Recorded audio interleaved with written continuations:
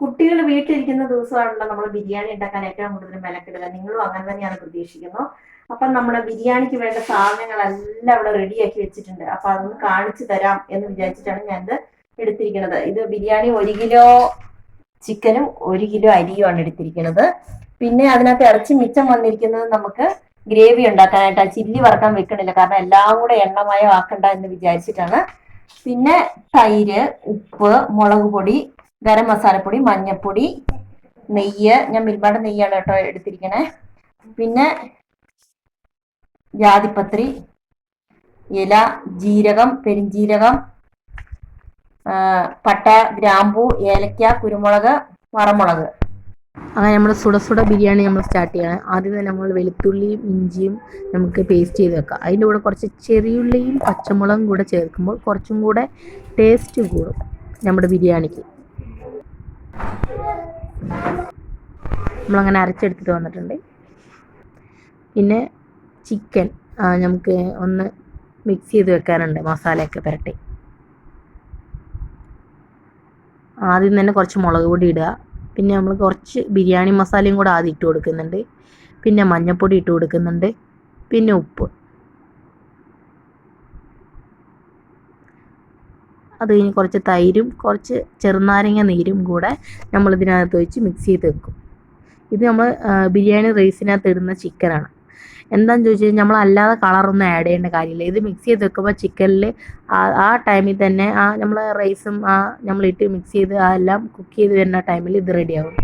അടുത്ത് നമുക്ക് rice wash ചെയ്ത് വെക്കേണ്ടതുണ്ട്. നമ്മൾ അടുപ്പ് ചൂടാക്കി നമ്മൾ ബാക്കിയുള്ള കാര്യങ്ങൾ ചെയ്യണ മുമ്പ് ഇത് ചെയ്ത് കഴിഞ്ഞാൽ കുറച്ചും കൂടെ എളുപ്പമായിരിക്കും നമുക്ക് ബിരിയാണിയൊക്കെ നമുക്ക് പെട്ടെന്ന് റെഡിയാക്കാൻ. നമ്മുടെ ബിരിയാണി 30 മിനിറ്റിൽ, അരമണിക്കൂറിനുള്ളിൽ റെഡിയാകുന്ന ബിരിയാണിയാണ്. പിന്നെ അടുത്ത് നമ്മൾ ബിരിയാണി മസാല റെഡിയാക്കേണ്ടതാണ്. നമ്മളിതെല്ലാം ആദ്യം പറഞ്ഞിട്ടുണ്ട്, അത് ആദ്യം കണ്ടാൽ മതി. നമ്മൾ റൈസിനുള്ള വെള്ളമായിരുന്നു അത് കണ്ടത്.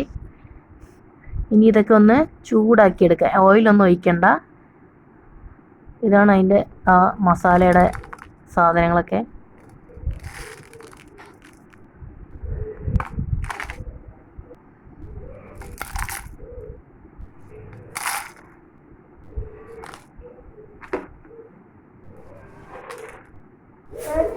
അങ്ങനെ മസാല നമ്മൾ പൊടിച്ച് വന്നിട്ടുണ്ട്.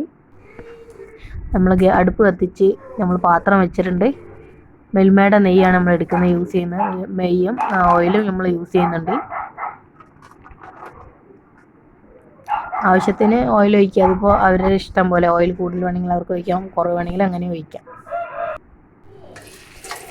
ആദ്യം തന്നെ നമ്മൾ ബേ ലീഫും സിനമനും ഹോളും ഇട്ട് കൊടുക്കുന്നുണ്ട്. And pepper.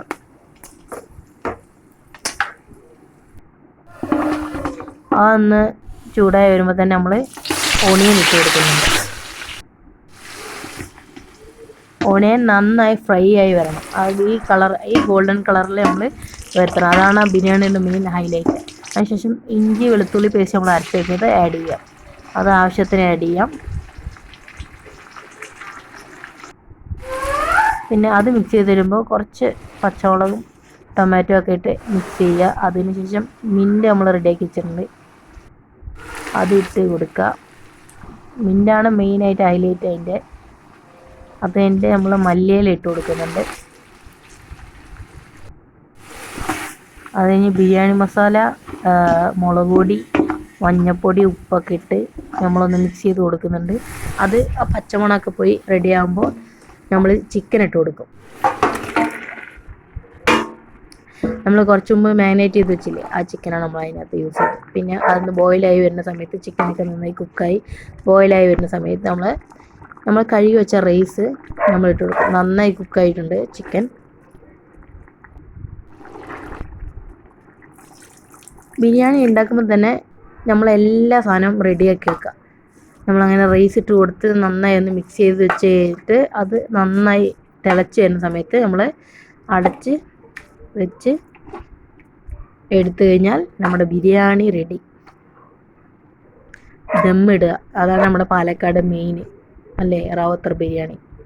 നമ്മളതൊന്നുമല്ല, നമ്മൾ റാവത്തറ എന്നൊന്നും പറയുന്നില്ല, നമ്മുടെ സിമ്പിൾ ബിരിയാണി, സുട സുട ബിരിയാണി, അരമണിക്കൂറിൽ നമുക്ക് റെഡിയാക്കാൻ പറ്റുന്നത്, ആർക്കും പറ്റും.